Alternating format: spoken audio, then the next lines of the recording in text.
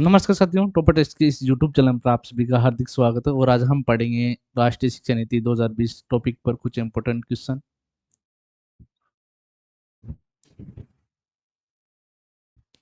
पहला क्वेश्चन है, राष्ट्रीय शिक्षा नीति 2020 में प्रस्तावित राष्ट्रीय मूल्यांकन केंद्र को क्या नाम दिया गया है? दीक्षा, निखार, दिशा, परख। तो ये दिया गया है परख। ठीक है, चलते हैं अगले क्वेश्चन की ओर। नई शिक्षा नीति 2020 लागू करने वाला भारत का पहला राज्य कौन सा है? तमिलनाडु, उत्तर प्रदेश, कर्नाटक, केरल। तो ये है कर्नाटक। चलते हैं अगले क्वेश्चन की ओर। नई शिक्षा नीति 2020 में स्कूल शिक्षा में 10+2 पैटर्न के स्थान पर इनमें से किस पैटर्न को अपनाया गया है? 4-3-3-5, 5-3-3-4, 4-5-3-3, 3-3-4-5। ये अपनाया गया है 5-3-3-4। ठीक है, चलते हैं अगले क्वेश्चन की ओर।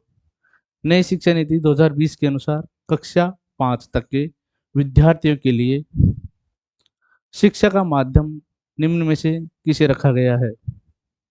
अंग्रेजी, हिंदी, संस्कृत, मातृभाषा या स्थानीय भाषा। तो ये मातृभाषा या स्थानीय भाषा रखा गया है। ठीक है, चलते हैं अगले क्वेश्चन की ओर। प्रारंभिक शिक्षा से तात्पर्य है कक्षा की शिक्षा से है। 1 से 5, 1 से 6, 1 से 8, 1 से 10। तो ये है प्रारंभिक शिक्षा 1 से 8 तक की। चलते हैं अगले क्वेश्चन की ओर। एनईपी 2020 के अनुसार ईसीसीई का पूर्ण रूप क्या है? प्रारंभिक बाल्यावस्था, देखभाल और शिक्षा, बाल्यावस्था के मूल्यांकन के लिए शैक्षिक कक्षाएं, बाल्यावस्था के मूल्यांकन के लिए शैक्षिक देखभाल, बाल्यावस्था की शिक्षा के लिए प्रारंभिक देखभाल।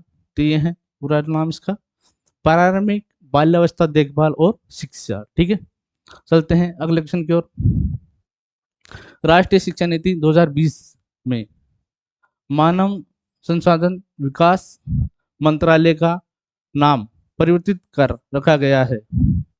सूचकांक मंत्रालय, शिक्षा मंत्रालय, विकास मंत्रालय, मानवीय मंत्रालय। तो ये लिखा गया है शिक्षा मंत्रालय। ठीक है, शिक्षा मंत्रालय इसका नाम परिवर्तन करके शिक्षा मंत्रालय रखा गया है। ठीक है, चलते हैं अगले क्वेश्चन की ओर। राष्ट्रीय शिक्षा नीति को केंद्रीय कैबिनेट ने कब मंजूरी दी? 15 अगस्त 2020 को, 1 जनवरी 2020 को, 29 जुलाई 2021 को, 29 अगस्त 2021 को। तो ये मंजूरी दी गई थी 29 जुलाई 2021 को। ठीक है, चलते हैं अगले क्वेश्चन की ओर। नई शिक्षा नीति 2020 के अनुसार देश की कुल जीडीपी का कितने प्रतिशत हिस्सा शिक्षा पर निवेश करना है? 6%, 15%, 10%, 5%। तो ये है 6%। ठीक है, चलते हैं अगले क्वेश्चन की ओर। दूसरी शिक्षा नीति को कब संशोधित किया गया था? 1988 में, 1992 में, 2000 में, 2005 में। तो ये किया गया था 1992 में। ठीक है, सतत भारत की पहली शिक्षा किसकी सिफारिश पर आधारित थी?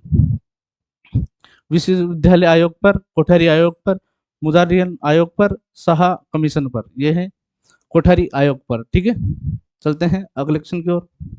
नई शिक्षा नीति के अनुसार स्नातक कितने वर्ष का कर दिया जाता है? 2 वर्ष, 3-4 वर्ष, 4 वर्ष, 3 वर्ष।